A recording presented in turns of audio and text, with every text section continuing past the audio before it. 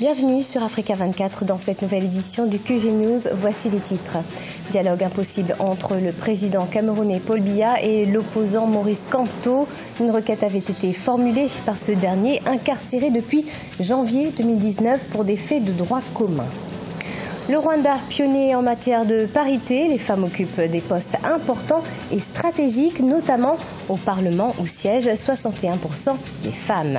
Et puis la 11e édition des 72 heures du livre se tiendra les 23, 24 et 25 avril 2019 à Conakry, en Guinée. Et pour en parler, nous recevons sur ce plateau M. Sansikaba Diakité, fondateur du Salon du Livre en Guinée et directeur de l'Harmattan Guinée. Aucune rencontre n'aura lieu entre le président camerounais Paul Biya et le leader du mouvement pour la renaissance du Cameroun, Maurice Kamto. La requête de l'opposant n'a pas trouvé d'issue favorable. Et si, pour les autorités, Maurice Kamto est accusé de faits de droit commun, pour les partisans du MRC, il s'agit tout bonnement d'un procès politique. Explication Nathalie Mou. Mardi 19 mars 2019, le ministre camerounais de la Communication, René Emmanuel Sadi, a opposé une fin de non-recevoir au dialogue avec le pouvoir proposé par l'opposant Maurice Kamto. Le porte-parole du gouvernement camerounais a jugé maladroite la démarche de l'homme politique. Le président Biya ne peut pas être considéré comme étant à mettre sur un même pied d'égalité avec M. Kamto. M. Kamto est un citoyen comme tout le monde. Je crois qu'il doit aujourd'hui cesser de se considérer comme un alter ego. Je tiens à préciser que M. Kamto et ses partisans sont devant la justice camerounaise pour des faits n'ayant aucun rapport avec leur engagement politique. Dans le camp du mouvement pour la renaissance du Cameroun, l'heure est encore aux comparutions des personnes interpellées suite à la marche du 26 janvier 2019. Le parti politique d'opposition peaufine sa défense après le rejet de la libération provisoire de son leader. Nous travaillons sur deux fronts. Le premier front est judiciaire et le second front est politique. Sur le plan judiciaire, évidemment, nos avocats, le collège d'avocats a déjà fait appel de ce jugement du tribunal de grande instance de Yaoundé qui a rejeté en bloc toute demande d'habeas corpus. Le 18 mars 2019, le secrétaire d'État adjoint aux États-Unis pour les affaires africaines Tibor Nagy s'était entretenu avec le président camerounais Paul Biya au sujet de la situation politique du Cameroun. Le diplomate américain avait demandé une libération de l'opposant Maurice Kamto. Le Rwanda, véritable modèle en ce qui concerne la parité entre les hommes et les femmes, et ce, dans tous les domaines. En politique, par exemple, le gouvernement est composé de 50% de la gente féminine, sans mentionner le Parlement, où 61% des députés sont majoritairement des femmes. Reportage de notre correspondant à Kigali, Fraternda Kaisanga.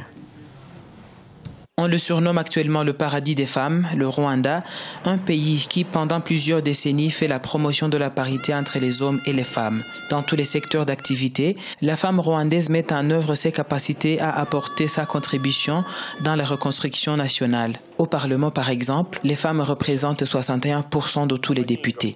Le fait d'avoir inclus tous les citoyens, et ce n'est pas seulement les femmes, c'est aussi les jeunes, pour qu'ils puissent prendre part à la transformation socio-économique de notre pays, qui a fait que nous avons enregistré des progrès satisfaisants. C'est parce que tout le monde est à bord. Mais le plus grand facteur qui est derrière tout ça, c'est la volonté politique. En 2005, un système de quotas a été instauré pour permettre à plus de femmes d'accéder à des postes de responsabilité. 30% des emplois de la fonction publique leur sont réservés. Et en avril 2018, pour la première fois, le Rwanda a eu un gouvernement composé de 50% des femmes. Et quand elle a vu qu'elle est capable de faire ce qui était considéré auparavant comme l'apanage des hommes ou bien comme dans la compétence des hommes seulement. Et quand elle s'est vue capable de faire tout ça, et du coup, ça lui donne de l'énergie, ça lui donne de la volonté, ça lui donne de l'envie de continuer à contribuer au développement du pays à partir de la famille, parce que on dit que même dans l'adage Rwandais, on dit que la femme, c'est le cœur de la famille. Et si la parité entre les hommes et les femmes a été un choix volontaire, l'histoire y a joué pour beaucoup. Majoritaire même dans le pays, les femmes constituent 52% de la population rwandaise. Les francophones du monde entier ont célébré ce 20 mars la journée internationale de la francophonie, journée spéciale car elle marquait également les 50 ans d'existence de l'Organisation internationale de la francophonie. Et dans un contexte où l'on parle de l'hégémonie de l'anglais sur le français cette année, la journée a surtout été consacrée à la réflexion autour de l'avenir de cette langue parlée par 220 millions de personnes à travers les 5 continents. Cheikh Omar Bandaogo. Selon l'Observatoire démographique et statistique de l'espace francophone, d'ici à 2050, 70% des francophones seront des Africains. Un chiffre qui était au cœur des réflexions ce 20 mars à l'occasion de la Journée internationale de la francophonie. Mais pour certains spécialistes des lettres, la survie de la langue ne serait pas étroitement liée au nombre des personnes qui la parlent. Il faut une transgression du français. En Côte d'Ivoire, par exemple, s'est développé un français ivoirien qui a sa saveur et son sel. Néanmoins, cela va au-delà d'introduire de simples mots dans la langue française. Au Sénégal, pour nommer une station à essence, on disait « essencerie ». Ce mot n'existant pas dans la langue française, l'ancien président Léopold Sédar Senghor l'a fait adopter par l'Académie française quand il y siégeait. Si l'on prévoit que le continent africain compte dans quelques années la plus grande population francophone, cela pose néanmoins le problème de la qualité de la langue, car n'étant apprise qu'à l'école. Pour le reste, le milieu domestique est l'apanage des langues locales. On va arriver au moment où le plus important, c'est d'avoir un outil de communication. Il ne sera pas question de savoir si l'outil a été utilisé dans sa meilleure forme ou pas, mais c'est de savoir si le message est passé. Il va arriver au moment où le corps social même va inventer, se trouver un moyen de communication qui n'est pas forcément le français châtié. Ce sera une langue à cheval entre le français et nos langues locales. Selon les analystes, la langue française reste une langue d'élite en Afrique.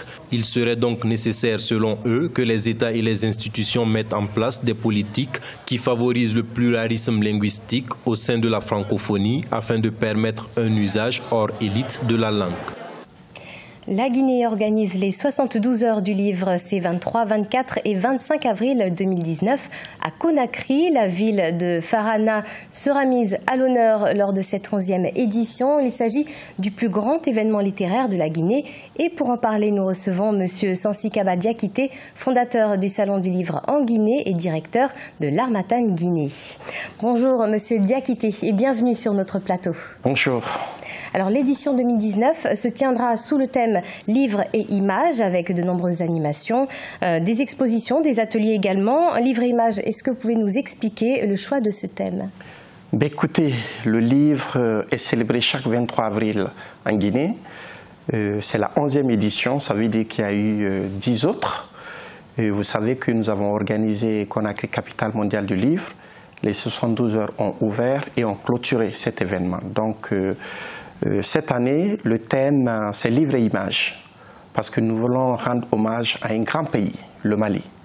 Vous savez, on dit souvent que la Guinée et le Mali, c'est 2 poumons dans un même corps. Et le Mali est connu sur le continent par rapport à la photographie. Les rencontres africaines de la photographie à Bamako. Donc, nous nous sommes dit, il y a beaucoup de livres qui sont adaptés. Il y a beaucoup de films qui sont inspirés de livres. Il y a beaucoup de livres photos. Pourquoi pas voyager les Africains à travers l'image. Donc il y a la peinture, il y a la bande dessinée, il y a les illustrations dans les livres. Donc il faut mettre tout ça ensemble. Donc à Conakry, à partir du 23 avril prochain, nous aurons les réalisateurs, les photographes, les cinéastes, tous ensemble pour célébrer le livre et la lecture. Et la République du Mali est pays invité d'honneur pour rendre hommage. C'est donc la spécificité de cette 11e édition. Et justement, à cette occasion, le premier marché du livre africain sera lancé. Comment sera organisé ce marché?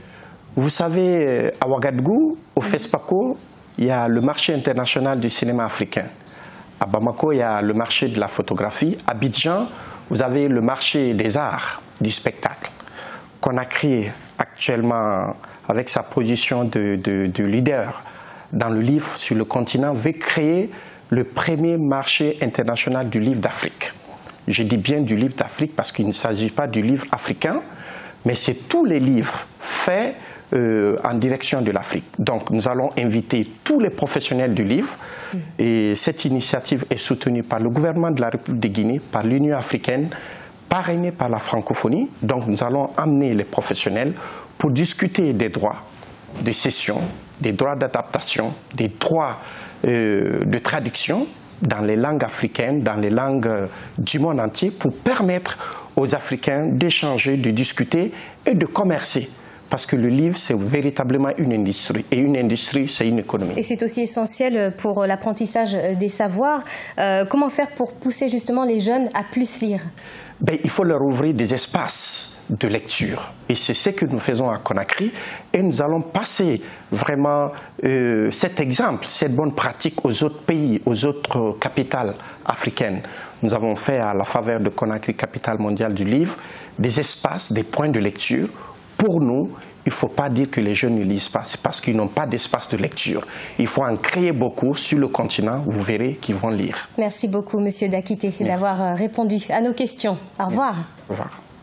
Ce journal a été préparé par l'ensemble de la rédaction. Merci de nous avoir suivis. Dans quelques instants, une nouvelle édition de l'actualité sur Africa 24.